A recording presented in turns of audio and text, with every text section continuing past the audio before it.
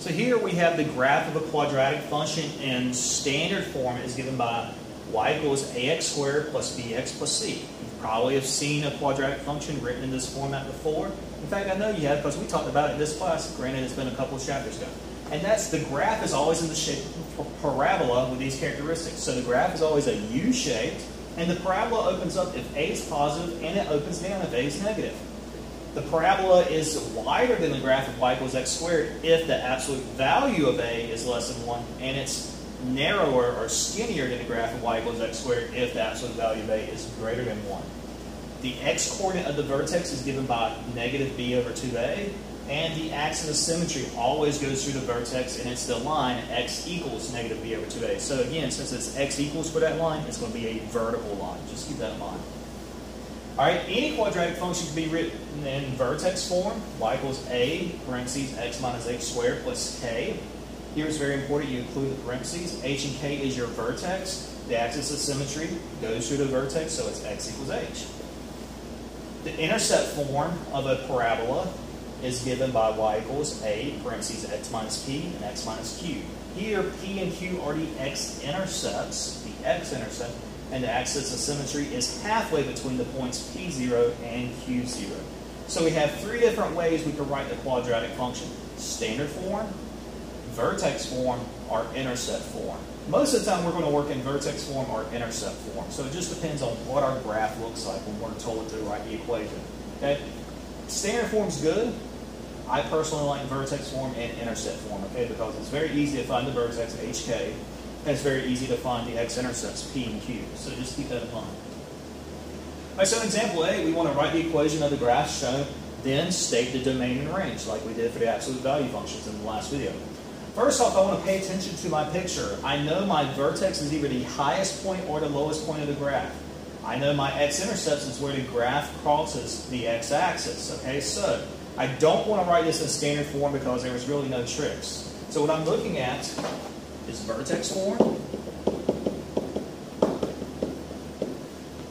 y equals a, x minus h squared plus k, or I want to do intercept form. So y equals a, x minus e times x minus q. Well, let's look at first intercept form. Let's look at our x-intercept. So here's these 2 points. It's where the graph crosses the x-axis. Now, unfortunately, the graph crosses the x-axis. If you look very closely at your note packet, it does not cross at one of these little grid lines, so I don't know exactly what that point is. So intercept form is probably at, just because I don't know exactly what my x-intercepts are. Yeah, I could guess, but you never want to guess unless you absolutely have to. Instead, what I'm going to go with is the information that I know for sure, and that's the vertex. I know the vertex is the highest point of this graph, and it happens at -3, +4. They gave me that information. So automatically, I know my h and my k. So I'm going to use vertex form. The only thing I need to do now is to find my a. To do that, like we did with the absolute value function in the last video, we're going to plug in our h and k, and we're going to pick one of these other points on the graph. I can choose any one, it doesn't matter. For instance, if I chose -1, 2 and plugged in for that, and you chose -5, 2 and plugged in for that, we should still come up with the exact same a value, provided that we did the algebra correctly. So what I'm going to do is pick one of these x, y's, it doesn't matter, plug in my hk, and solve for a.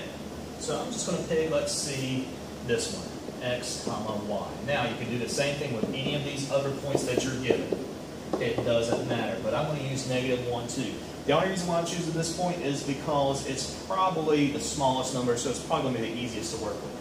So what I'm going to do now is plug in. So I have 2 equals a, and my x, so -1 minus my h, -3, that quantity squared, plus my k, which is 4.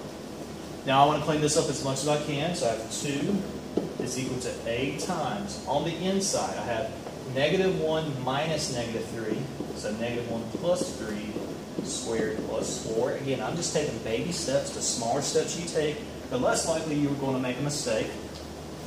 So on the inside, I have 2 equals a times 2 squared plus plus 4. Now keep going.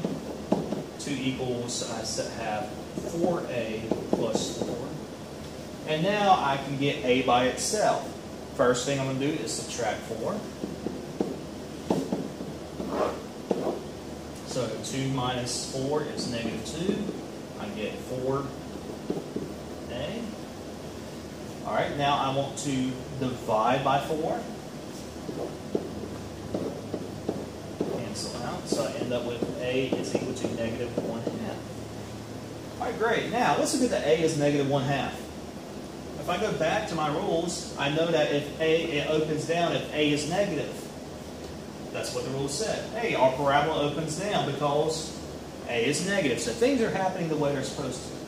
Now that I know my rule, I'm going to plug in my a and my h and my k. So I have y equals negative 1/2 x minus negative 3 for my h plus 4 for my k.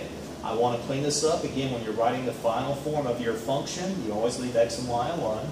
So y equals negative 1/2 x plus 3 squared plus 4. That's the equation of this parabola. Now, what I'm going to do, just like we did in the previous video, is I'm going to graph this and see if I can hit these points that I was given in the picture. That's always a good check. Alright, so what I'm going to do is go to y equals, clear out what I have. I have y equals, now that's a fraction, so it goes in parentheses. Now, parentheses again, this has to be in parentheses. If you don't, it's not going to work. Plus 4. Alright, graph it. Hey, that kind of looks like the picture I've got, so that's good, but I want to go to the table and verify that I hit all these points. First off, I'm going to go to negative 7, and I should get, when x is negative 7, so I get negative 4. I do.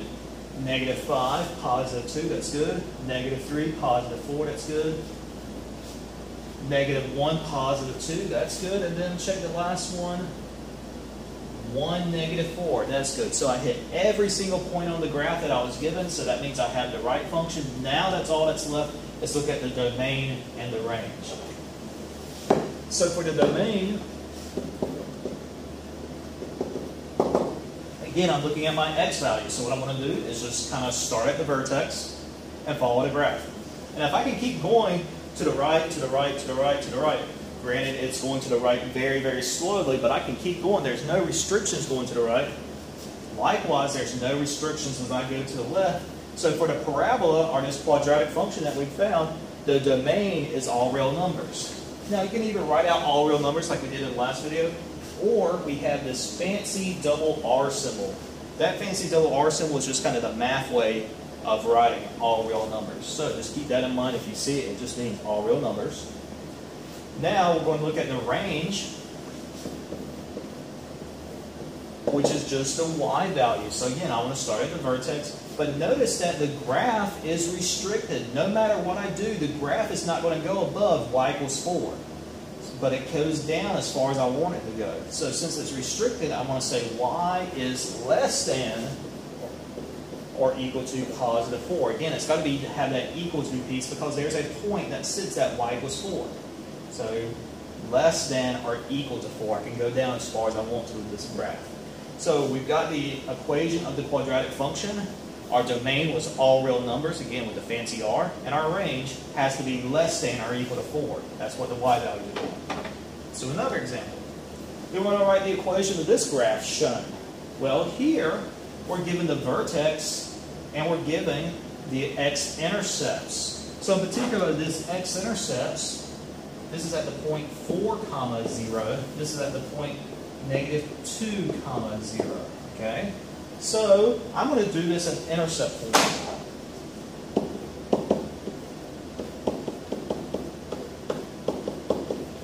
Now, for intercept form to work, you have to have two x-intercepts that you know, which I do. The first one, I'm just going to call p equals 4. The second one I know is q equals negative 2. Now, like we've done in the past, we've got to figure out what A is. That's not given to us. So I'm going to use my other point that's on the graph. It just happens to be the vertex. It doesn't have to be, but that's going to be my X and Y. Okay, so now what I want to do is plug in everything I know and solve for A. So I have 9 is equal to A times 1 minus 4 times 1 minus negative 2. I want to clean this up as much as I can. Again, baby steps is probably a good idea so you don't make mistakes. So 9 equals A times 1 minus 4 is negative 3. 1 minus negative 2, let's see, that's going to be 1 plus 2, so positive 3. Well, when I multiply negative 3 times positive 3, that's negative 9. So 9 equals negative 9A. And I want to get A by itself, so I'm going to divide by negative 9 on both sides. Cancel out, so that tells me that A is equal to negative 1. And again, since A is negative, our parabola is supposed to open down, and it does, so things are looking good so far. And now that I know P, Q, and A, I can write the equation of this parabola in vertex form, or in intercept form, excuse me. So y equals negative 1, parentheses, x minus p, which was 4, times x minus negative 2. Now, I'm going to clean this up as much as I can. I know negative and negative is a positive.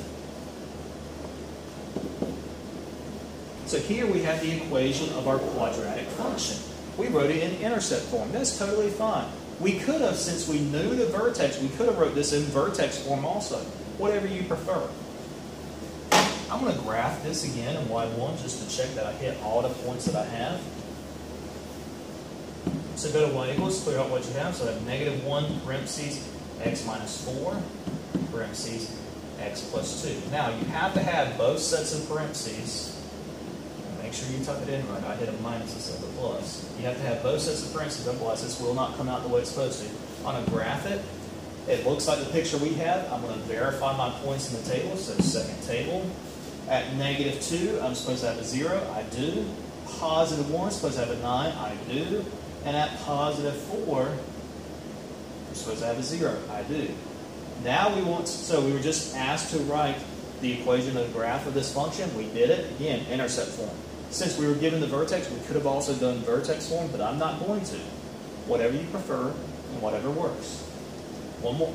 And that's it for this video. Again, just think about domain and range. Domain is your x values, range is your y values.